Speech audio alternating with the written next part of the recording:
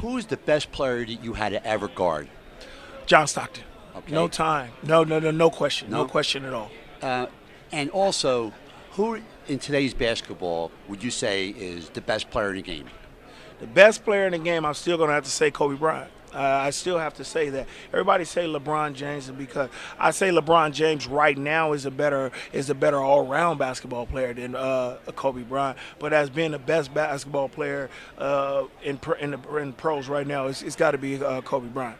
He makes big shots. He does things. He leads his team. So I think it's he's doing it on his own. So he doesn't have another cast. He does have a good cast, but he doesn't have a great cast like the Miami Heat. Steve Nash coming to the Lakers could help that team a lot. I hope so. That's going to be a big plus for him. Even at the age of 38, he still is going to be he still can do a lot of things. I think that he's going to make baskets. He's going to take a lot of the pressure off of Kobe. He's going to handle the ball a little bit more. He's going to make decisions at the end. Only thing I don't want to see with that is that at the end of the game, Kobe's going to handle the ball and try to do the one-on-one thing. I think he should let Steve bring the ball up, set him up, get him the ball where he needs to, and just stop with the hard work and it'll cut down some of the pounding on his body. Next question for you. Kevin Durant, great young ball player, getting better every year that he plays. He looks fantastic. What's the ceiling for this guy? Is he going to be like unbelievable before his career's over?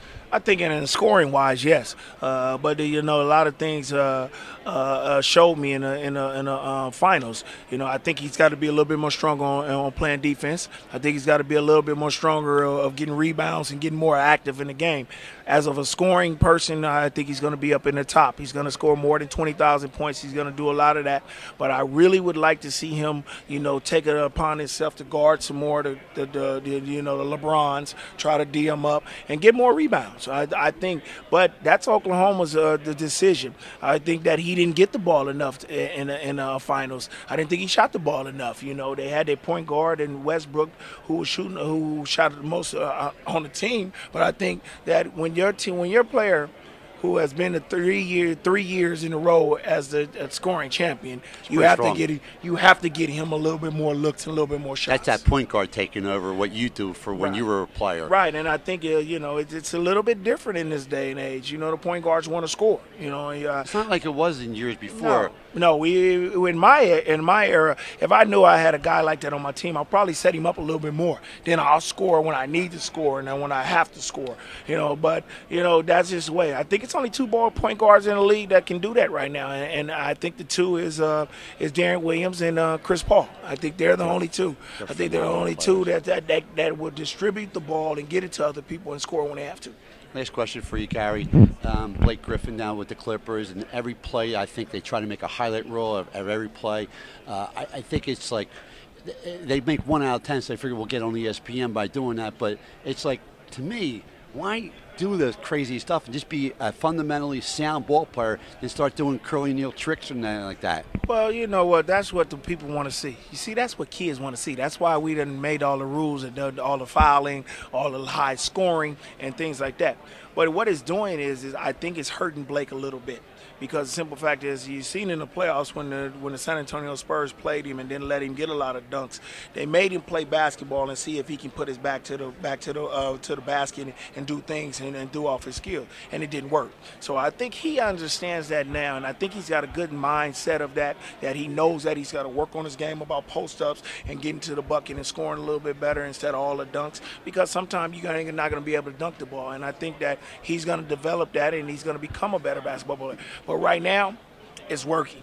So you got to go with it. It works. Got to go with the flow. You got to go with the flow, man. If that's what ESPN wants to put on there and that's that's going to make the kids and the people watch, then that's what you go with. I understand that, but aren't you sending the kids the wrong message of doing things that are like crazy on the court instead of – because if, say, 3 out of 10 go in and you have a fundamentally sound kid who can make layups and all that and take the right shot, and because he wants to get it on ESPN and he does some stuff that's not really what's basketball all about, I think that hurts the game. But you know what? That's a basketball player, and that's a player who doesn't want to play the game the right way. If you have a coach that teaches him that, I know a young kid that's in Vegas right now that can do all of that, but he knows the game. He knows when he can dunk, when he wants to dunk, and when to score, and that's what he's doing right now. I think these kids who try to do that don't know how to play the game. When you know how to play the game, you'll dunk when you need to. You'll be on ESPN anyway, because if you score a lot of points and you play the right way, people are going to put you on TV anyway. So I think that's on the basketball player and the coaching, because in my day, if we'd have did that and didn't succeed and make a positive out of it, we'll be sitting right there on the bench and teaching that superstar what to do. And I think that's just the whole thing about that. Gary, thank you so much for everything. You're a great interview. Thank you, pal. Very much. My pleasure. Right. Thank you.